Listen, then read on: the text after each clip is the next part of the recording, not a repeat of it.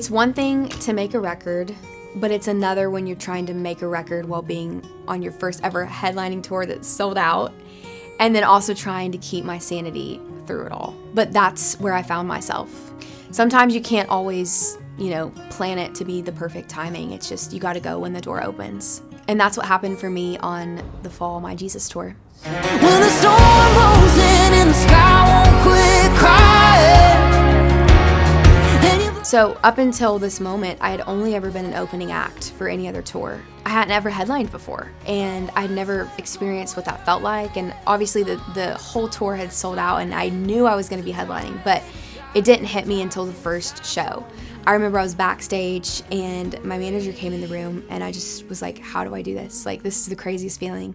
Like the pressure of being a headliner and the weight that you carry, but also like the beauty in it, that the fact that I could say that my first ever headlining tour completely sold out, and all the people coming to see me because my songs had impacted them in some way or inspired them in some way. It's like, it's such a gift to be able to say that, but then it was also the pressure of it was really hard for me. How do I stand up on a stage for 90 minutes and entertain a crowd and also encourage them, and then like kind of keep myself through it all?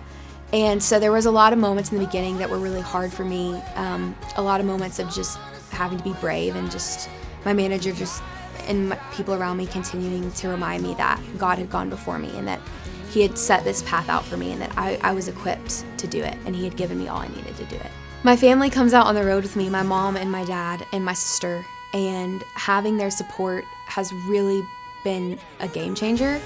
When I first started out at 19, I remember feeling the pressure of the industry and being on the road all the time, and realizing I had to have my family with me to keep me grounded, to remind me of why I do what I do. And so them being a part of the My Jesus tour was so helpful for me. My mom doing my hair, running Hey Girl Nation, my sister being my stylist, my dad helping with all the in-betweens. Having that close family unit was super important for me to get through the tour. I love songwriting, but I also love, probably equally, getting to put my live show together. Because, we start in the room, we write a song, and then it goes to the studio to get recorded, and then it's out to the world. And I think growing up, going to concerts my whole life, I would always look at the stage plot and design of the artist I would see and be like, oh, I love the way that looks. And wasn't really like aware of it at the time, but looking back, I was always paying attention to the details of the set list or the stage, even before I knew I wanted to be an artist and to do music.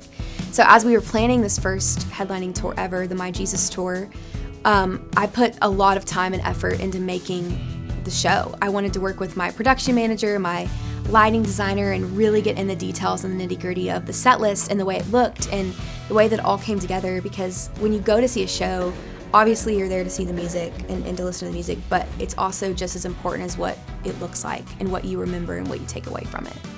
I love the feeling of meeting people, and especially on this My Jesus tour, the feeling of just meeting my sweet fans who would share their stories with me was like the most precious thing in the world. I think as a songwriter, you just hope that your songs are gonna reach people, but to see the way that they actually have has been such a blessing. Getting to hug the little girls and share stories together, like, this little girl's coming up to me and saying, I lost my brother too, and like relating in, a loss or something hard that we've both gone through. That is such a gift that I don't take for granted. And I've also learned that the more I meet people, it's actually just fuel for me to go back home and to write more songs. Hearing different stories of people, it's like, oh, I want to write about that, or I want to write a song that can encourage that part of someone.